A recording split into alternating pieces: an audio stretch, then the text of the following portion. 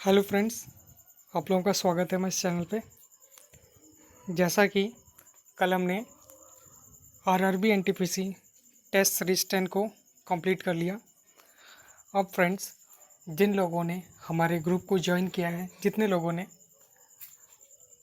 अब वो सभी ये टेस्ट सीरीज़ 1 से लेकर 10 तक के टेस्ट को दे पाएंगे। जल्दी मैं ग्रुप में बता दूंगा कि ये टेस्ट कब होने वाला है। टेस्ट सीरीज़ 1 से लेकर टेस्ट सीरीज़ 10 तक के बीच में मान लीजिए टोटल लगभग 250 क्वेश्चंस है। इन्हीं में से क्वेश्चन सेट होंगे, तो मैं देखना चाहता हूँ कितने लोगों का result full out of full आता है या कितने लोगों का कम। जितने लोग दोस्तों अच्छा नंबर लाएंगे उनके रिज़ल्ट को मैं नेट पे पब्लिश करूँगा, यानी नेक्स्ट वीडियो में भी उनके रिज़ल्ट शो आउट होगी। तो चलिए स्टार्ट करते हैं आज का हमारा topic, RRB NTPC test series 11। आज का हमारा पहला प्रश्न है, दिल्ली सल्तनत का प्रथम सुल्तान कौन था जिसने अस्थाई सेना रखी? तो दोस्तों इस प्रश्न का उत्तर हो जाएगा अलाउद्दीन खिलजी। देख सकते हैं नोट पॉइंट वाली बात को। इतिहासकारों के मत से 1206 से 1526 तक भारत पर शासन करने वाले 5 वंश के सुल्तानों के शासनकाल को दिल्ली सल्तनत या सल्तनत ए हिंद या सल्तनत ए दिल्ली कहा जाता है। ये 5 वंश थे गुलाम वंश, खिलजी वंश, तुगलक वंश, सैयद वंश तथा लोदी वंश। इनमें से पहले 4 वंश मूल रूप से तुर्क थे और आखिरी अफ़गान था। उम्मीद करता हूँ दोस्तों इस नोट पॉइंट में भी आप लोगों को जो मुख्य प्रश्न बनने वाले हैं वो भी समझ में आ रही होगी। ठीक है दोस्तों, चलते हैं अपने अगले प्रश्न की तरफ। नेक्स्ट, विजयनगर राज्य का प्रथम राजवंश कौन था? इस प्रश्न का उत्तर हो जाएगा संगम वंश। देख सकते हैं नोट पॉइंट को।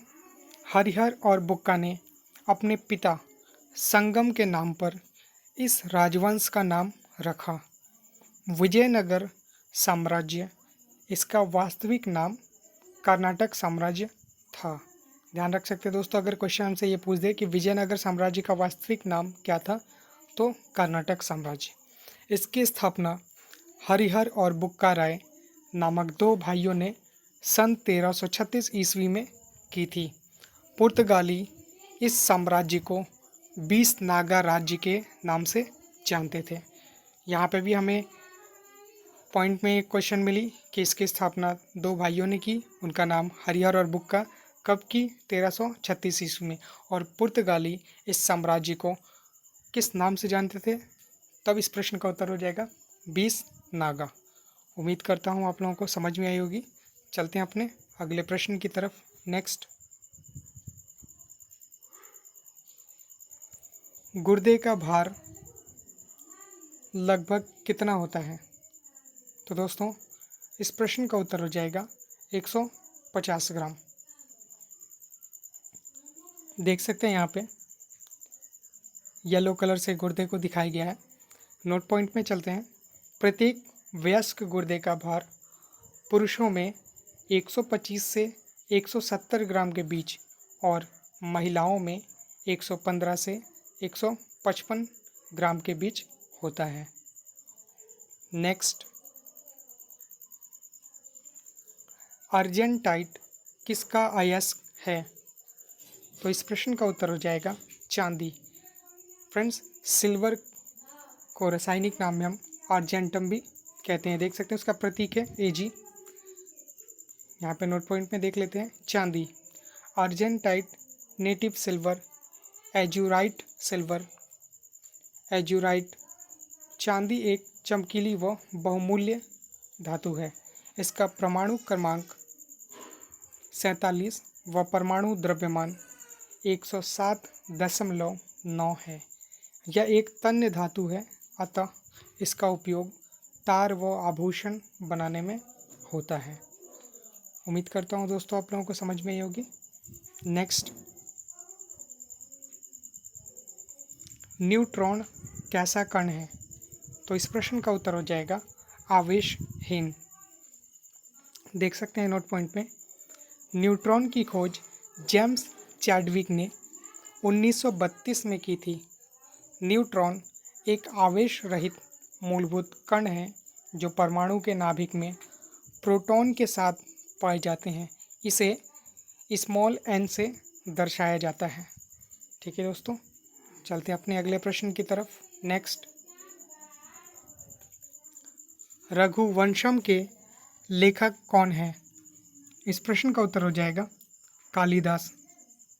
देख सकते हैं कालिदास जी की तस्वीर को। नेक्स्ट, आधुनिक ओलंपिक मशाल को किस वर्ष अपनाया गया? इस प्रश्न का उत्तर हो जाएगा 1936 ईस्वी। यहाँ पे दोस्तों आप लोग देख रहे होंगे, मैंने ओलंपिक के 5 वल्य जो चक्र होते हैं उसे दर्शाया है तस्वीर में। ठीक है, थोड़ी सी और जानकारी ले लेते हैं ओलंपिक से रिलेटेड। ओलंपिक मशाल, इसे जलाने की शुरुआत 1928 से एम्स्टर्डम ओलंपिक से हुई। 1936 में बर्लिन ओलंपिक में मशाल के वर्तमान स्वरूप को अपनाया गया।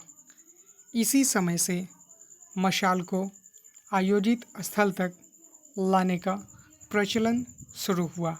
इस मशाल को खेल शुरू होने के कुछ दिन पूर्व यूनान के ओलंपिया में हेरा मंदिर के सामने सूर्य की किरणों से प्रज्वलित किया जाता है। विभिन्न खिलाड़ियों द्वारा वहां से आयोजन स्थल तक लाया जाता है।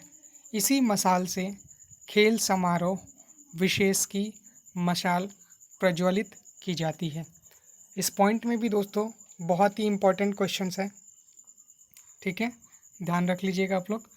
अब अगला पॉइंट देख लेते हैं कि प्राचीन काल में यह ग्रीस यानी यूनान की राजधानी एथेंस में 1896 में आयोजित किया गया। एक बात और ध्यान रखिएगा दोस्तों, कभी कभी एग्जाम में पूछता है जो ओलंपिक में 5 चक्र हैं वो किसे दर्शाते हैं। ये जो 5 चक्र हैं ये पांचों चक्र महाद्वीप को दर्शाते हैं, पांचों महाद्वीप को।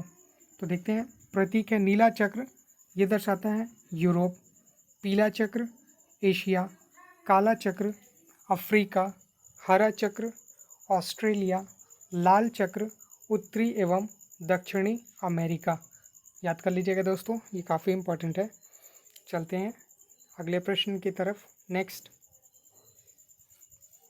LG किस देश की विश्व प्रसिद्ध इलेक्ट्रॉनिक कंपनी है? तो इस प्रश्न का उत्तर हो जाएगा दक्षिण कोरिया। यहाँ पे मैंने दक्षिण कोरिया की राजधानी लिख रखी है, वो है सियोल। अब आप लोगों को दोस्तों LG का फुल फॉर्म कमेंट बॉक्स में कमेंट करके बताना है। चलते हैं अपने अगले प्रश्न की तरफ। नेक्स्ट, प्रसिद्ध कार निर्माता कंपनी फिएट किस देश की कंपनी है? तो इस प्रश्न का उत्तर हो जाएगा इटली। थोड़ा सा और नॉलेज ले लेते हैं इस प्रसिद्ध कार निर्माता कंपनी फिएट के बारे में। तो देखते हैं यहाँ पे, फिएट का असल नाम फैब्रिका इटालियाना ऑटोमोबिली टोरिनो, यानी ये फिएट की फुल फॉर्म है दोस्तों, फिएट है। और यह एक इटालियन ऑटोमोबिल कार निर्माता कंपनी है जिसकी स्थापना 1899 में की गई थी। ये कंपनी हर तरह के engine, railway engine, military vehicle, farm tractors और एयरक्राफ्ट का निर्माण करती है। ये देख सकते हैं फिएट कार को। चलते हैं अगले प्रश्न की तरफ। नेक्स्ट, वॉलीबॉल खेल का जन्म किस देश में हुआ? तो इस प्रश्न का उत्तर हो जाएगा अमेरिका, और उसकी राजधानी वॉशिंगटन डीसी, यानी डीसी का मतलब हो जाएगा दोस्तों डिस्ट्रिक्ट ऑफ कोलंबिया। तो यहाँ पे मैंने एक नोट पॉइंट में बात लिख रखी है कि वॉलीबॉल में खिलाड़ियों की संख्या 6 होती है। कभी कभी ये हमसे एग्ज़ाम में पूछ देता है कि वॉलीबॉल में खिलाड़ियों की संख्या कितनी होती है। अभी दोस्तों जल्द ही मैं काफ़ी अच्छे अच्छे टॉपिक कवर करूँगा, जैसे खिलाड़ियों की संख्या, ठीक है, और कौन से ट्रॉफ़ी किस खेल से संबंधित है, इस टाइप के भी। चलते हैं अपने अगले प्रश्न की तरफ। नेक्स्ट, शीश महल ट्रॉफ़ी किस खेल से संबंधित है? तो दोस्तों इस प्रश्न का उत्तर हो जाएगा क्रिकेट। देख सकते हैं इस इमेज में क्रिकेट। अब कभी कभी हमसे प्रश्न ये भी पूछ देता है कि क्रिकेट में खिलाड़ियों की संख्या कितनी है, तब इस प्रश्न का उत्तर हो जाएगा 11। चलते हैं अपने अगले प्रश्न की तरफ। नेक्स्ट, FAO की स्थापना किस वर्ष की गई? तो इस प्रश्न का उत्तर हो जाएगा 16 अक्टूबर 1945। नोट पॉइंट को देख लेते हैं।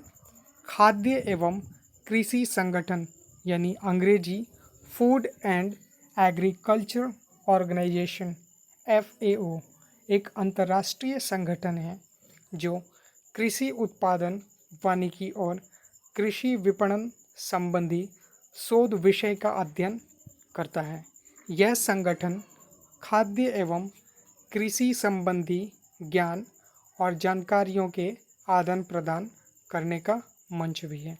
यहाँ पे दोस्तों FOA यानी फूड एंड एग्रीकल्चर ऑर्गेनाइजेशन, उसकी फुल फॉर्म भी दी रखी है, तो याद कर लीजिएगा दोस्तों।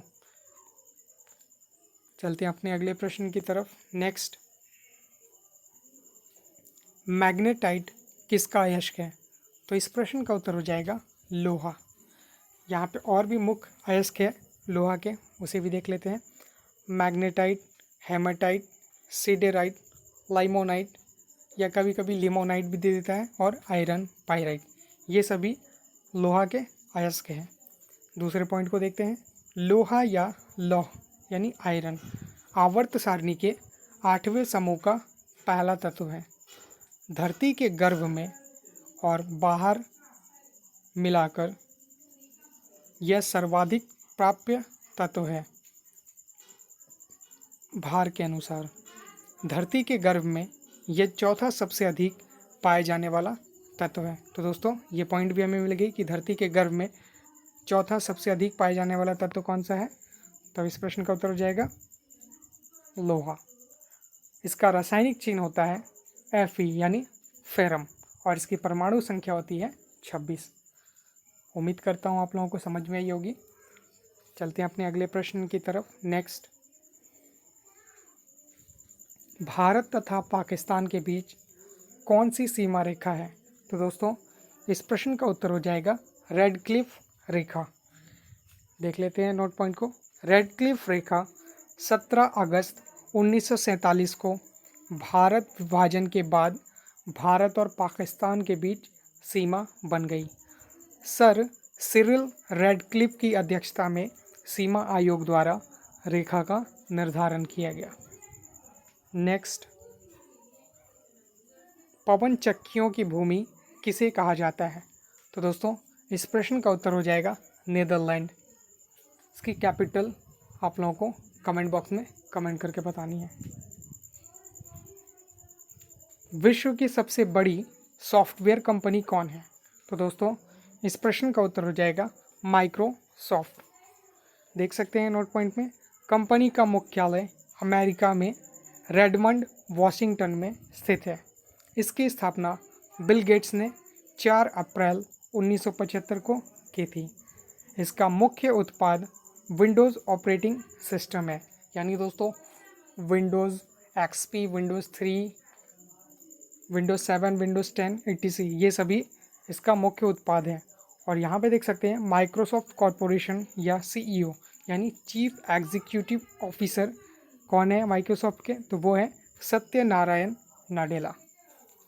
चलते हैं अपने अगले प्रश्न की तरफ। नेक्स्ट, नाइक्रोम किसका मिश्र धातु है? तो दोस्तों इस प्रश्न का उत्तर हो जाएगा क्रोमियम और निकेल। नोट पॉइंट को देख लेते हैं। नाइक्रोम निकेल क्रोमियम की मिश्र धातु है। यह अचुंबकीय गुणों वाली होती है, यानी इसमें चुंबकीय गुण नहीं होते हैं। इसका उपयोग प्रायः प्रतिरोधक बनाने में होता है। दूसरे पॉइंट को देखते हैं। 80% निकेल तथा 20% क्रोमियम धातुओं से तैयार की गई मिश्र धातु से बनाया गया नंगा तार नाइक्रोम तार कहलाता है। इसका उपयोग हीटिंग एलिमेंट बनाने के लिए किया जाता है। जैसे हीटर में जो यूज़ होता है वो नाइक्रोम होता है, ऐसे ही जितने भी हीटिंग एलिमेंट है उन सभी में इसका प्रयोग किया जाता है। चलते हैं अपने अगले प्रश्न की तरफ। नेक्स्ट, चलचित्र में प्रति सेकंड कितने चित्र दिखाया जाता है? तो दोस्तों इस प्रश्न का उत्तर हो जाएगा 24। जैसे मैं कहूँ कि जैसे हम कोई वीडियोस देखते हैं तो वो कह सकते हैं प्रति सेकंड में 14 इमेज अप डाउन करते रहते हैं, जिससे हमें लगता है कि वो चीज़ चल रहा है। क्योंकि दोस्तों आप लोगों ने सुना ही होगा कि collection of image is called videos, यानी इमेज की जितनी भी कलेक्शन होगी वो सभी मिलकर क्या कहलाएंगी? वीडियो कहलाएगी। चलते हैं अपने अगले प्रश्न की तरफ। नेक्स्ट, पानी की लहरों को शांत करने के लिए उसमें क्या गिराया जाता है? तो दोस्तों इस प्रश्न का उत्तर हो जाएगा तेल। नेक्स्ट, किसी वस्तु का प्रतिबिंब रेटिना पर कब तक रहता है? तो दोस्तों इस प्रश्न का उत्तर हो जाएगा 0.1 सेकेंड। कभी कभी एग्जामिनर हमसे क्या करता है, ये हमने कभी 0.1 पढ़ा है तो वो 1/10 सेकेंड दे देते हैं, या फिर 1/10 पढ़ा है तो 0.1 दे देते हैं। तो ध्यान रखिएगा दोस्तों, 0.1 या 1.10 सेकेंड। चलते हैं अपने अगले प्रश्न की तरफ। नेक्स्ट, रंगभूमि के लेखक कौन है? तो दोस्तों इस प्रश्न का उत्तर हो जाएगा मुंशी प्रेमचंद। मुंशी प्रेमचंद 31 जुलाई 1880 जन्म और 8 अक्टूबर 1936 मृत्यु। का जन्म वाराणसी से 4 मील दूर लम्ही गांव में हुआ था। उनका असली नाम धनपत राय श्रीवास्तव था। याद रखिएगा दोस्तों, मुंशी प्रेमचंद का असली नाम धनपत राय श्रीवास्तव था। यहाँ पे उनकी तस्वीर को देख सकते हैं। चलते हैं अपने अगले प्रश्न की तरफ। नेक्स्ट, टीआरपी का अर्थ क्या है?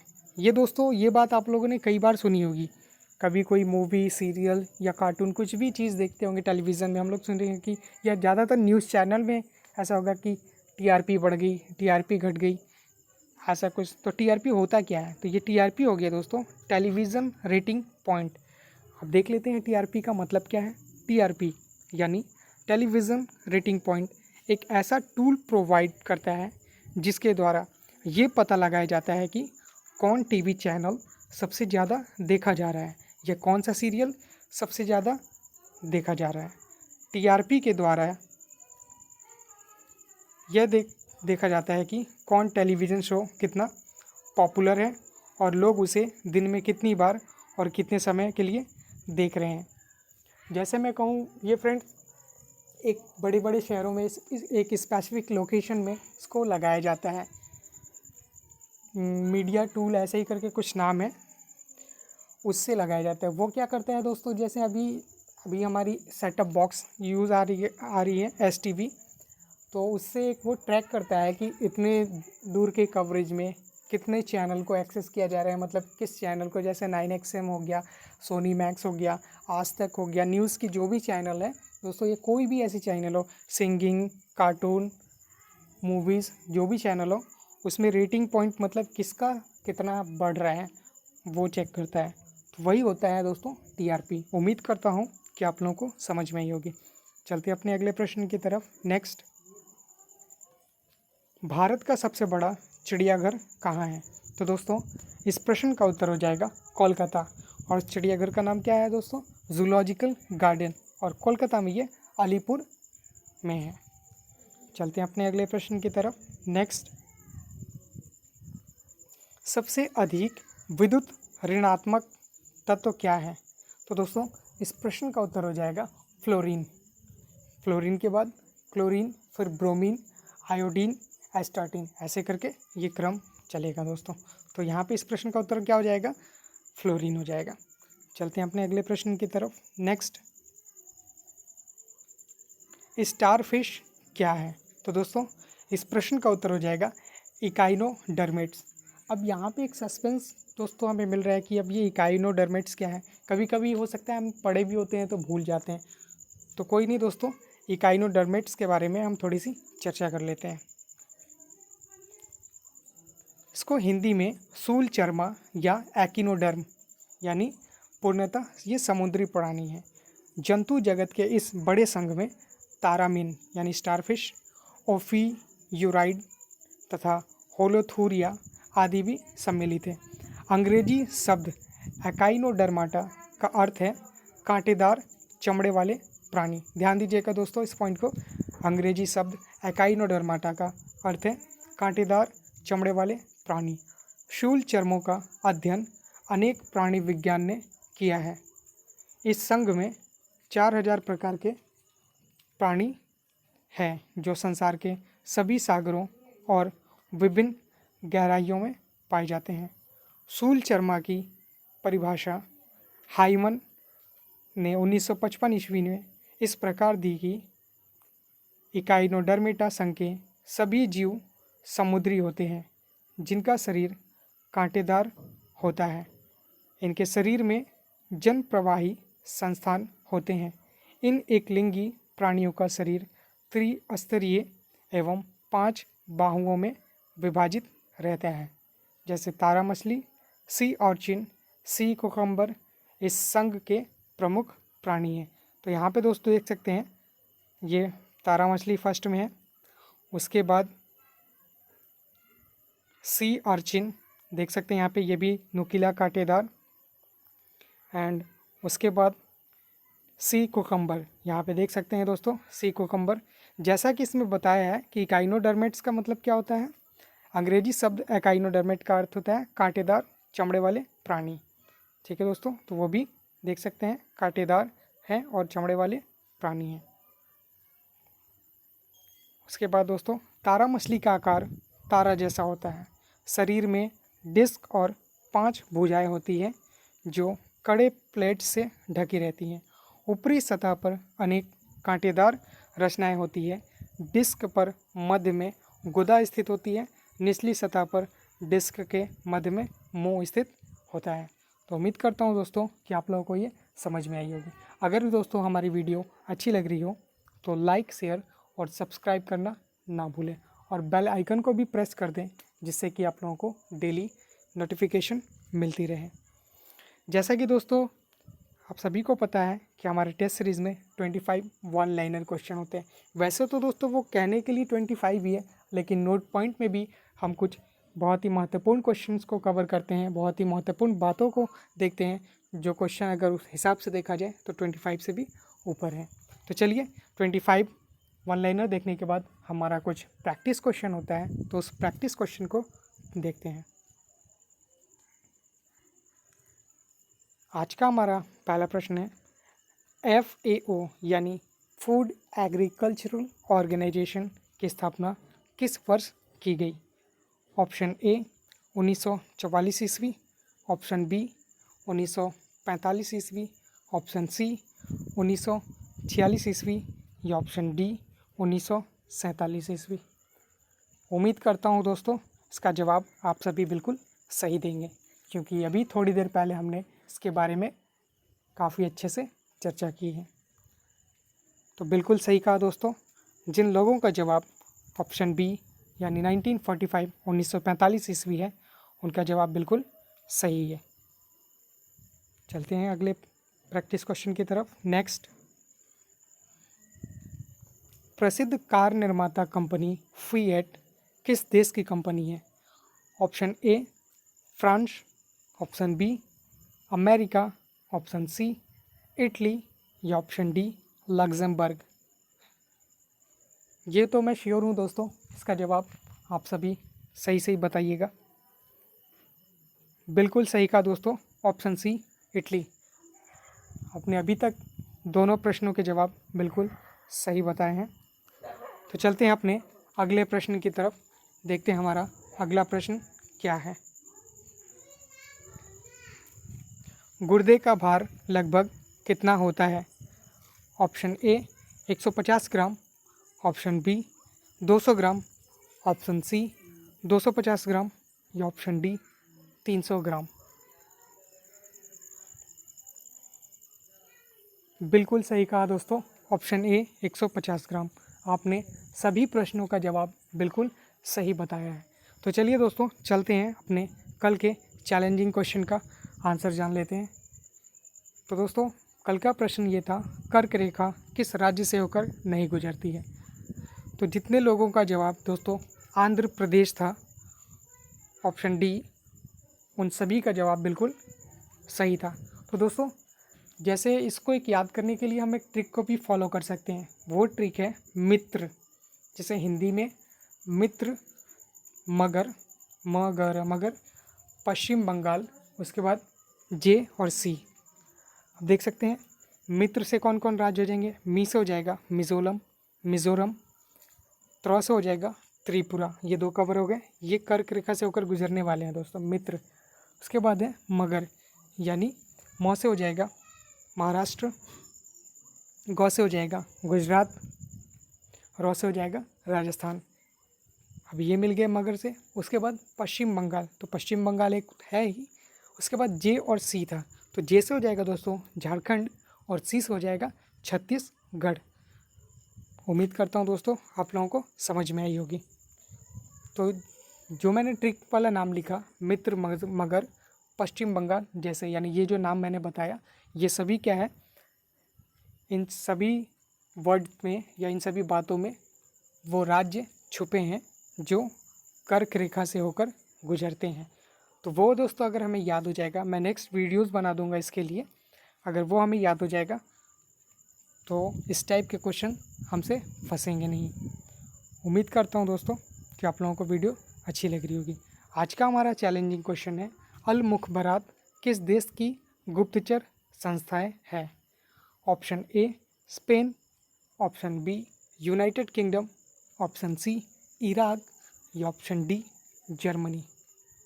इस प्रश्न का जवाब आप लोगों को कमेंट बॉक्स में कमेंट करके बतानी है। अगर वीडियोस अच्छी लगी हो दोस्तों तो लाइक, शेयर और सब्सक्राइब करना ना भूलें, और डिस्क्रिप्शन में दिए गए नंबर पे मैसेज करके हमारे ग्रुप को जल्द से जल्द ज्वाइन करें, जिससे आप अपनी टेस्ट में रैंकिंग भी चेक कर सकते हैं कि इतने स्टूडेंट्स के बीच में हमारी रैंकिंग कितनी है। थैंक यू दोस्तों।